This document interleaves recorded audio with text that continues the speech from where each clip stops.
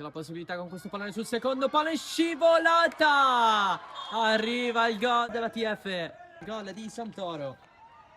Ancora la TF con questo pallone che scorre in porta. C'è il 2-0. Autogol. Passaggio per Rizzitano, fa tutto da solo, si infila tra tante maglie avversarie. Pallone gestito in piena aria, il destro in porta! Grande azione personale di Cusimano, si riscatta così. E si prende gli applausi del proprio pubblico, 3-0 TF. Pallone al centro, viene fatto scorrere, si inserisce Rizzitano.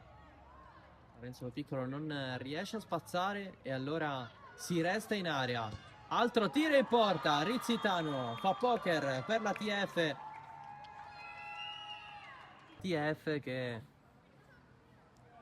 non è andata alla conclusione qui, sfortunatissimo l'autogol di Di Bella. 5-0 TF.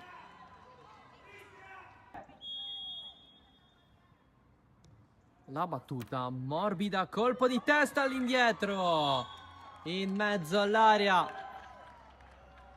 Il 6-0 della TF di Lo Cicero su assist di Farina.